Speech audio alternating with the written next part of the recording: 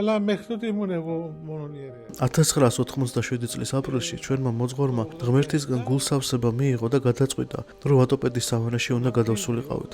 წინამძღვრად მამა ეფრემი გამოარჩიეს და მას შემდეგ დღევანდელ დღემდე ეს მონასტერი ქრისტესა და ღვთისმშობლის ყოფობის ცოცხალი მოწმეა.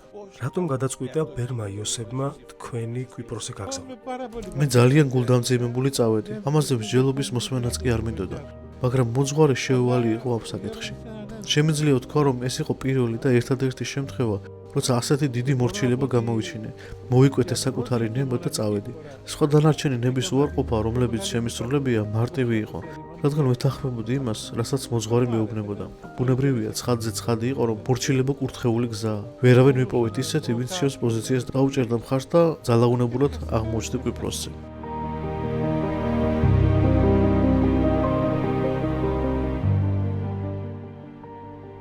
დაგლოცეთ მეუფეო. ქრისტემ დაგლოცოთ.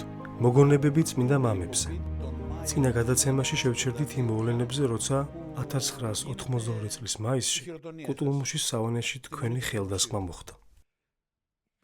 კუტლუმუშის სავანეში, სადაც ჩვენს მოძღვართან ერთად წელიწადნახევარი ვიცხოვრეთ, ჩემს ცხოვრებაში მნიშვნელოვანი ეტაპი დაიწყო. იქ უდლად დამასხეს ხელი.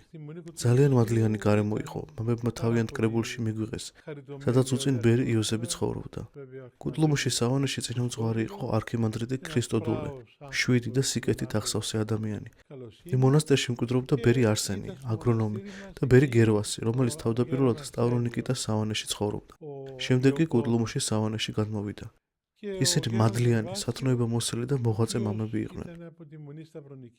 სავანეში ყავდა ერთი უცნაური მონაზონი, სახელად ქრისოგონი, რომელიც მრავალი წლის განმავლობაში დაყუდებული იყო თავის ენაგში და არასდროს გამოდიოდა არც აღდგომას და არც შობას, არც არსად მიდიოდა. ჩვენ ყოველდღიურად მიქონდა მისთვის საკვები. მეც არაერთგზის მიმიტანია და მცირე ხნით გვისაუბრე კიდეც. უცნაური ადამიანი იყო და უცნაურ რაღაცებს გვეუბნებოდა. ვერ ხვდებოდით, რასთან ჰქონდა საქმე. ამ ფენომენს მხოლოდ მისი გარდაცვალების შემდეგ მოეფინა ნათელი. როცა ჩვენ იქ უკვე აღარ ცხოვრობდით, გვაცნობის მონაზონი ქრისოგონი გარდაიცვალაო. გარდაცვალებამდე სენაკიდან გამოვიდა, მთელი მონასტერი შემოიარა. ყველა მამისგან შენდობა ითხოვა, მათგან ლოცვა კურთხევა აიღო. წინამძღვართან აღსარება თქვა, წმინდა საიდუმლოებებს ეზიარა და ასე განისვენა ქრისტეს მიმართ. ეს იყო ღირსეული გარდაცვალება. კუტლუმუშის სავანეში იმ რეგიონის მრავალ მოსაგრეს უწევდა გავლა. ეს რეგიონი მოიცავდა კარიესა და ივერონის სავანის კიტს. ივერონის სავანიდან ფეხით ამოდიოდნენ მომლოცველები.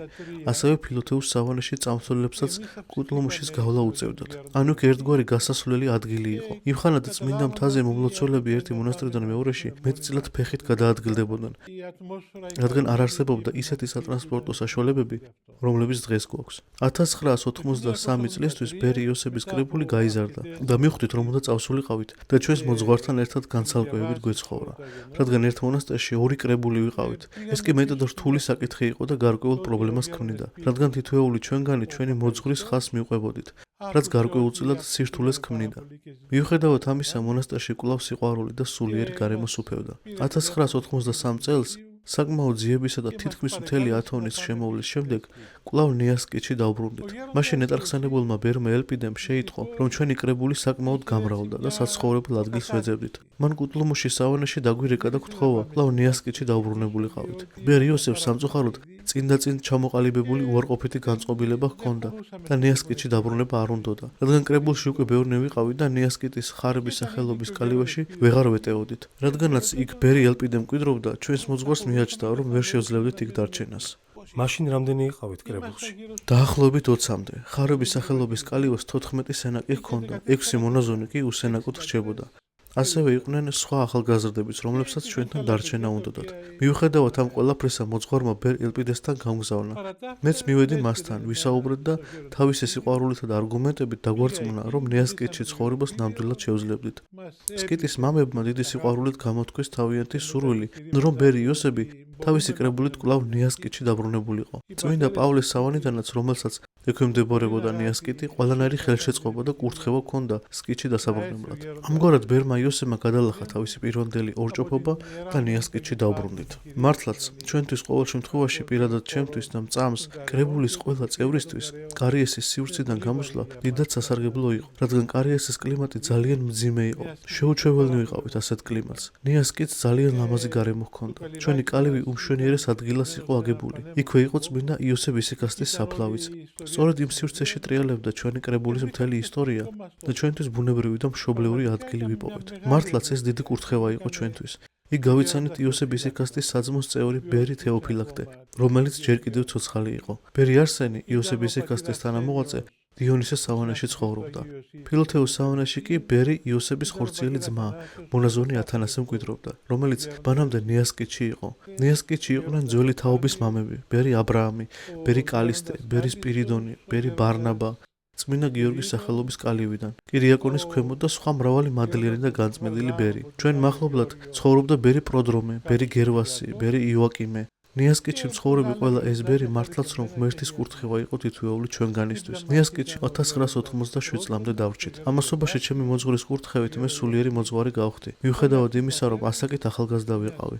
ჩვენი კრებულის საჭიროებებიდან გამომდინარე, მოძღვრმა გადაწყვიტა, რომ მღვდელმთავარს ჩემთვის სულიერი მოძღვრის ლოცვა წაეკითხა, რათა ჩვენს კრებულში მოგვარებული ყოფილიყო აღსარების საიდუმლო საკითხი და მამებს ზიარება შეძლებოდათ. ხოლო თქვენ გქონდათ სამღვდელო ხარისხი? დიახ, მხოლოდ მე ვიყავი მღვდელი. მოგვიანებით მამა ეფრემს დაასხეს ხელი ჯერ დიაკვნად, შემდეგ კი მღვდლად, მაგრამ მანამდე მხოლოდ მე ვიყავი მღვდელი. 1997 წლის აპრილში ჩვენმა მოძღვარმა ღმერთისგან გულსავსება მიიღო და გადაწყვიტა, რომ ვატოპედის სავანეში უნდა გადავსულიყავით. მაშინ ვატოპედი იდიორითმული მონასტერი იყო. ძველი მამები ცხოვრობდნენ და არაერთი სირთულე და პრობლემა არსებობდა.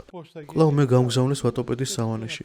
შეუთანხმდი იქაურ მამებს, თუ როდის და როგორ უნდა გადავსულიყავი და ასე 1997 წლის აპრილში წმინდა გიორგის ხსენების დღეს ვატოპედში 5 მონაზონი და 2 მორჩილი გადავედით და 1992 წლამდე დავრჩით, სანამ მე კვიპროსზე ჩამოვიდოდი.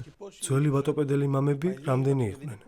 დაახლოებით 20-მდე. იქ იყვნენ სავანის უხუცესები, რომლებიც მონასტერს მართავდნენ და სხვა მამები, რომლებიც ვატოპედის სავანის კრებულს შეადგენდნენ. თქვენი კრებულის დანარჩენი წევრები ნიასკიტში დარჩნენ? დანარჩენები 15-17 მონაზონი ნიასკიტში დარჩა. ჩვენ პირველები წავედით. ძალიან რთულ ყოფაში მოგვიწია ცხოვრება. საკმაოდ მძიმე ნაბიჯი იყო ჩვენთვის, მაგრამ მოძღვრისა და მამების ლოცვით მოახერხეთ იქ დარჩენა. შემდეგ დანარჩენებიც შემოგვიერთდნენ და მონასტერმა თავისი გზა იპოვა. წინამძღვრად მამა ეფრემი გამოარჩიეს და მას შემდეგ დღევანდელ დღემდე ეს მონასტერი ქრისტესა და ღვთისმშობლის ყოფობის ცოცხალი მოწმეა. როცა ვატოპედში მიხვედით, იქ მცხოვრები 20 მონაზონი ხანში შესული იყო? ნაწილობრივ ხანში შესულებიც იყვნენ, მაგრამ არასიკვდილის პირას ყოფნი. საკმაოდ აქტიურები იყვნენ და მყარად იდგნენ, თუმცა იდეორითმულად ცხოვრობდნენ და არ უნდოდათ, რომ მონასტერი კინობიალურ წესზე გადასულიყო. ეს ერთგვარ პირობად წაგვიყენეს. ისინი არიღებდნენ ჩვენ წესჩვეულებებსა და ჩვენს იქ ყოფნას ისე, როგორც ჩვენ გვინდოდა, რამაც ძალიან დიდი სირთულე წარმოშვა. მეუფეო, შემდეგ როგორ დარეგულირდა ეს მდგომარეობა? მას შემდეგ, რაც 2 წელიწადნახევარი რთულ პირობებში დავყავით, წმინდა მთაზე მსოფლიოს საპატრიარქოდან ეგზარქატი მოვიდა. ვატოპედის სავანე ბერ იოსებს გადააბარა და კინობიალურ ცხოვრების წესზე გადავიდა. ავირჩიეთ პირველი წინამძღვარი და მონასტერი კინობიალური მოქალაქეობის შოუ ლასპარეს შეუდგა. შემდეგ როგორ განვითარდა მოვლენები ვატოპედში? ვატოპედში მცირე ხნით მყუდრო ცხოვრების საშუალება მომეცა.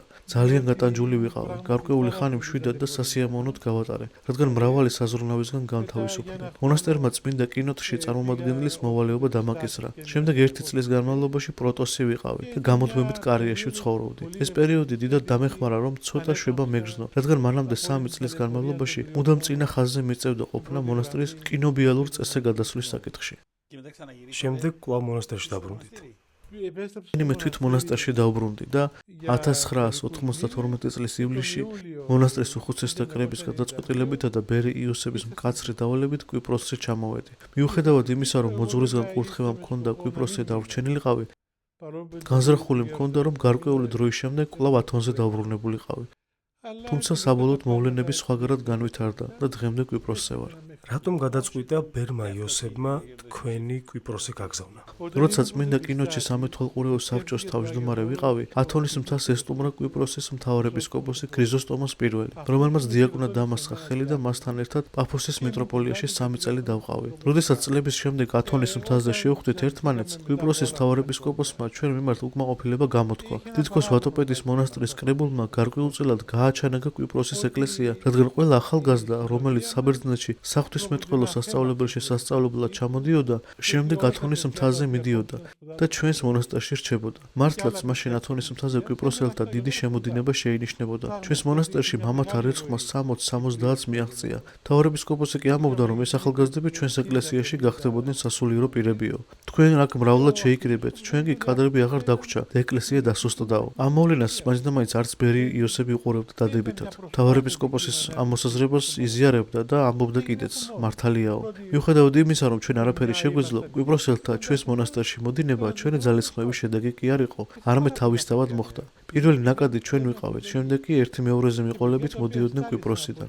ძალიან ბევრი ახალგაზრდა მოდიოდა საბერძნეთში, მეტწილად ისინი, ვინც საღვთისმეტყველოზე სწავლობდნენ. კვიპროსის ადგილობრივი ეპარქიებიდან ახალგაზრდები იყვნენ გამოგზავნილი, რათა საღვთისმეტყველო ფაკულტეტზე ესწავლათ. შემდეგ კი კვლავ კვიპროსზე დაბრუნებულიყვნენ და ხელდასხმული ყოფილიყვნენ უქორწინებელ ან დაქორწინებულ სასულიერო პირებად. ჩვენმა მოძღვარმა ჩათვალა, რომ ჩვენი ვალი იყო ჩვენი კრებულიდან მონაზონთა მცირე ჯგუფი კვიპროსის ეკლესიის დასახმარებლად წასულიყო. არა იმიტომ, რომ ჩვენ რაღაც განსაკუთრებულს წარმოვადგენდით, არამედ იმისათვის, რომ როგორც შეგვეძლო ეკლესიისთვის სარგებელი მოგვეტანა. ყოველ შემთხვევაში თქვენ გულდამძიმებული იყავით. ათონზე ამდენი წლის ყოფნის შემდეგ როგორ წახვედით? მე ძალიან გულდამძიმებული წავედი. ამაზე მსჯელობის მოსმენაც კი არ მინდოდა. მაგრამ მოძღვარი შეუვალი იყო ამ საკითხში. შემიძლია ვთქვა, რომ ეს იყო პირველი და ერთადერთი შემთხვევა, როცა ასეთი დიდი მორჩილება გამოვიჩინე. მოვიკვეთე საკუთარი ნება და წავედი. სხვა დანარჩენი ნების უარყოფა, რომლებიც შემისრულებია, მარტივი იყო, რადგან ვეთანხმებოდი იმას, რასაც მოძღვარი მეუბნებოდა. ეს გააკეთე, ახლა ის შეასრულე, ეს მომწონდა კიდეც, მაგრამ კვიპროსზე ჩამოსვლა სრულიად უცხო რამ იყო იმ მოცემულობაში, რომელშიც ვიმყოფებოდი. მეუფეო, მოსმენილი კი მაქვს, მაგრამ ვისურვებდი კიდევ ერთხელ მოგვიყვეთ. თუ რამდენად დაგეხმარათ სხვა გამოცდილ მამებთან ურთიერთობა გადაწყვეტილების მიღებაში, რომ კვიპროსზე უნდა წასულიყავით. მართლაც, გადაწყვეტილი მქონდა არ ჩამოსულიყავი კვიპროსზე და მოძღვრის მიმართ ურჩობა გამომეჩინა. ჩემში ორი გზა იყო. პირველი გამოსავალი იყო მოძღვრის მიმართ ურჩობა. უდავოა, რომ დავამწუხრებდი. ჩვენი ურთიერთობა კრიზისში შევიდოდა, რადგან ეს იქნებოდა პირველი შემთხვევა, როცა მოძღვრის მიმართ ურჩობას გამოვავლენდი. ჩემთვის ვფიქრობდი, მოძღვარი ორიოდე თვით დამწუხრებული იქნება, შემდეგ მივალ, პატიებას ვთხოვ და მომიტევებს მეთქი. ასე ვფიქრობდი. მაგრამ იმავდროულად ერთი მტანჯველი გულისიტყვა მქონდა. ვაი თუ იმ პერიოდში გარდაიცვალოს, როცა მასთან დაძაბული ურთიერთობა მექნება. მაშინ რა მოხდება? მოძღვარი გარდაიცვლება, მე კი ურჩობაში და მოძღვრისგან იზოლირებული დავრჩები. შემდეგ მთელი ცხოვრება როგორ მოვისვენებ? ეს ჩემთვის გაუსაზრისად მძიმე იქნებოდა. ამის წარმოდგენაც კი არ შემეძლო. მეორე გამოსავალი იყო თანამედროვე წმინდა ბერებიდან მეპოვა ვინმე, გინდა ათონის მთაზე, გინდა მის მიღმა და მათთვის გამენდო ჩემი სადგივარი. ვფიქრობდი მეტყოდნენ, რომ არ წავსულიყავი კვიპროსზე, რადგან იმხანად ყველა ფიქრობდა, რომ სწორედ ათონია მონაზნობისთვის იდეალური ადგილი. შესაბამისად რა უნდა გამეკეთებინა მე კვიპროსზე, თანაც ახალგაზრდა და გამოუცდელი ვიყავი. ასე დავიწყე სიარული თანამედროვე წმინდა ბერებთან. უკაცრავად რომ გაწყვეტინებთ, მაგრამ თქვენი მოძღვარი ხვდებოდა ამას რომ აკეთებდით. კურთხევას იღებდით? კურთხევას ცხადია ვიღებდი. მოძღვარი არ იყო, წინააღმდეგი, მაგრამ ისიც ელოდებოდა რა მოხდებოდა, რადგან სწამდა, რომ თანამედროვე წმინდა ბერებიც მართებულ გზას დამიდასტურებდნენ. მომიტევთ არაკორექტულობისთვის, მაგრამ რას ეუბნებოდით მოძღვარს? ამო წმინდა პაისთან მივდივარ, ამადამ საკითხზე სასაუბროდო? არა, ასე არ ვამბობდი. ვეუბნებოდი, რომ ბერი პაისის სანახავად მივდიოდი, რადგან მასთან ისედაც ხშირად დავდიოდი. კატოლიკებშიც ძალიან ხშირად ავდიოდი. გარდა ამისა, ერთგვარი პირობითი თავისუფლებაც მქონდა, რადგან წმინდა კინოთში სავანის წარმომადგენელი ვიყავი და თავისუფლად გადავადგილდებოდი. მივედი ბერ პაისისთან და საკითხი სრულად გავაცანი. იგი თავიდანვე კატეგორიული იყო და ამბობდა, მთავარეპისკოპოსი მართლაც ამბობს, რომ თქვენს მონასტერში უამრავმა კვიპროსელმა მოიყარა თავი. და კვიპროსის ეკლესიას გარკვეულწილად ადამიანური რესურსი მოაკლდაო. ამიტომ კარგი იქნება, რამდენიმე თქვენგანი კვიპროსზე წახვიდეთ და იქაურ ეკლესიას დახმარება გაუწიოთო. ბერი პაისის პოზიცია ცხადი იყო. შესაბამისად, მისგან არ ველოდი მხარდაჭერას, რადგან წინ ვიცოდი მისი პოზიციის შესახებ. დიდ მხარდაჭერას ველოდი ბერ ეფრემ კატონაკელისგან, რადგან უდელმონაზონი ეფრემი კლასიკური ათონელი იყო. მისთვის ათონის მთის გარდა ფაქტობრივად არაფერი არსებობდა. მივედი მასთან და ჩემი მდგომარეობა აღუწერე. მან როგორც გონიერმა ადამიანმა მითხრა, რომ მაშინვე ვერ მიპასუხებდა. მითხრა, ამაღა მაგ დარჩი, ვილოცოთ და ღმერთისგან გულსავსება მივიღოთ. ამ წუთას არაფრის თქმა არ შემიძლიაო. ღამით იქ დავრჩი, მთელი ღამე ვილოცეთ. დილით კი ლიტურგია აღვასრულე. ბერიც დაესწრო. ვიდრე სამღვდელო შესამოსელს გამიმოსავდი, ბერი თავის ტასეთში იჯდა, თავისთან მიმიხმო და მითხრა, ვილოცე შენ საკითხთან დაკავშირებით. ვნახე რომ შენ წინაშე არის ორი გზა. პირველი გზა არის დაემორჩილო მოძღვარს და კვიპროსზე წახვიდე. მეორე გზა ეურჩო მოძღვარს და ათონის მთაზე დარჩე. შენ მღვდელი ხარ, სულიერი მოძღვარი ხარ. შენად განსაჯე, თუ რომელია ღმერთის გზა. ბუნებრივია, ცხადზე ცხადი იყო რომ მორჩილება კურთხეული გზა. არ მომეწონა მისი ნათქვამი, მაგრამ სხვა რა გზა მქონდა. აქვე მინდა ვთქვა რომ წმინდა პორფირისთანაც ჰქონდა კომუნიკაცია აღნიშნულ საკითხთან დაკავშირებით. მას მანამდეც ვიცნობდით. კავსოკალიევიაშიც ვესტუმრეთ, რამდენჯერმე ათენშიც მოვინახულე. სატელეფონო საუბარიც მქონდა. როდესაც წმინდა კინოჩი პროტოსი ვიყავი, გულისიტყვების ქარტეხილებით გარემოცულმა შევიტყე, რომ კავსოკალიევიაში იყო. როგორც შემდეგში აღმოჩნდა, მისი გარდაცვალების წინა დღე იყო. მაშინ ათონის მთაზე ხაზის ტელეფონი ჰქონდა და ერთმანეთთან დაკავშირება ასე შეგვეძლო. დავრეკე კავსოკალიევიაში, საშინელი უამინდობა დაემთხვა და იქაურ მამებს უთხარი, პროტოსი ვარ, მამა ათანასე და ბერ პორფირისთან მინდა დალაპარაკება მეთქი. ერთ-ერთმა ძმამ მითხრა, ბერი მძიმედ არის ავად და საუბარი არ შეუძლიაო. ამ დროს ბერი პორფირის წვრილი და ფაქიზი ხმა მომესმა. იკითხა, ვინ არისო? ძმამ უთხრა, პროტოსი რეკავსო. ბერმა ძმას კურმილი გამოართო და მომართა. მამაო, მომიტევე, მომაკვდავი ვარ და არ შემიძლია საუბარი. რისი თქმა გინდოდა? მე არც კი მიფიქრია რომ მალე გარდაიცვლებოდა. ჩემი გასაჭირი და დარდი მქონდა. უთხარი, მამაო, ასე და ასეა საქმე. ჩემს მოძღვარს ბერ იოსებს სურს რომ რამდენიმე ძმასთან ერთად ათონის მთიდან კვიპროსზე წავიდე სამუდამოდ. თქვენ ასე იტყვით, როგორ მოვიქცე? მან შემდეგი პასუხი გამცა. რადგანაც შენს მოძღვარს ასე სურს, შეასრულე. გისურვებ რომ ჩვენი ყოვლადწმინდა დედა შეგეწიოთ, დაგიფაროთ და დაგიცოთ, სადაც არ უნდა წახვიდეთ. მომიტევე, მეტი საუბარი არ შემიძლია, სიკვდილის პირას ვარ. მართლაც იმ ღამით ბერი გარდაიცვალა. დილით კი მისი გარდაცვალების შესახებ შევიტყვეთ. ასევე დაუკავშირდი ბერ სოფრონის ესექში, დაურეკე მამა ზაქარიას, ჩვენს მეგობარსა და საყვარელ ძმას და უთხარი, მამა ზაქარია, ამადან ფაქტის წინაშე ვარ, გთხოვ, ვკითხე ბერს, როგორ მოვიქცე მეთქი. უკაცრავად, ეს წმინდა პორფირთან საუბრის შემდეგ იყო? მგონი წმინდა პორფირის შემდეგ. მამა ზაქარიას უთხარი რომ ბერის პასუხი ზედმიწევნი, სიტყვით გადმოეცა ჩემთვის. მამა ზაქარიამ ბერს ჩემს შესახებ მოახსენა. მანამდე ნამყოფიც ვიყავით და პირადადაც ვიცნობდით ბერ სოფრონის. მან კი იკითხა, რა მიზნით მიდის კვიპროსეო. როცა მამა ზაქარიამ უპასუხა, მონასტერი უნდა ააშენონო, ბერმა დასძინა, ეს ძალიან რთული საქმეა, მაგრამ რა კი მოძღვრის კურთხევა აქვს, წავიდეს და ღმერთი შეეწევაო. ამგვარად იქიდანაც მწვანე ბარათი მივიღეთ. ვერავინ მიპოვეთ ისეთ ვინც ჩემს პოზიციას დაუჭერდა მხარს და ძალაუნებურად აღმოჩნდა კვიპროსზე. შემდეგ მოძღვართან მიხვედით და ყველაფერი მოახსენეთ? მოძღვრისთვის არ მეთქვამს ეს, ჩემთვის დავიტოვე. ნამდვილად არასდროს გითქვამთ? არ მახსოვს, ოდესმე საუბრის დროს შემთხვევით უთხარი, რადგან წლები დამჭირდა იმასთან შესაგვეებლად, რომ ათონის მთაზე აღარ დავბრუნდებოდი. ახალი ჩამოსული რომ ვიყავი, მოძღვარს წერილებს წერდი და ვეუბნებოდი. აქ მოსვენებას ვერ პოულობ, არ მინდა აქ დარჩენა და კვლავ ნიასკიჩი დაბრუნება მინდა მეთქი. სულ ასეთ რამეებს წერდი. ბერიც sapasukho წერილებს მიგზავნიდა, რომლებშიც წერდა, რას ნიშნავს არ მინდა? შენს თავზე გარკვეული მოვალეობა აიღე. ახლა კი სიმხდალესი ჩენ და უკან დაბრუნება გინდა? გარკვეულწილად მკიცხავდა. არ უნდოდა რომ მსგავსი რაღაცები მეთქვა. თავადაც გვესტუმრა რამდენჯერმე. პირველ ჯერზე ერთი თვით დარჩა ჩვენთან, მეორე ჯერზე კვლავ ერთი თვით. ჩვენთან ყოფნით დიდად გვანუგეშა, განგვამტკიცა და ჩვენს მცირე კრებულს სამომავლო მითითებები დაუსახა. თქვენ მარტო ჩამოხვდით ათონიდან თუ სხვა მამებიც გახდათ? ჩემთან ერთად ჩამოვიდა მამა არსენი, რომელიც მახერას მონასტრის წინამძღვარი გახდა. შემდეგ კი ვერტმფრენით ავიაკატასტროფაში დაიღუპა. მამა ნიკოლოზი, დღევანდელი ამათუნდის ეპისკოპოსი და მამა ისააკი. ისინიც მანამდე ათონის მთაზე ცხოვრობდნენ? ჩემთან ერთად იყვნენ ათონის მთაზე ვატოპედის მონასტრის კონაკში. ეს ოთხნე ვიყავით ერთად და ორი ერისკაციც გვყავდა. დიდი მადლობა მეუფე. შემდეგ გადაცემაში გავაგრძელებთ.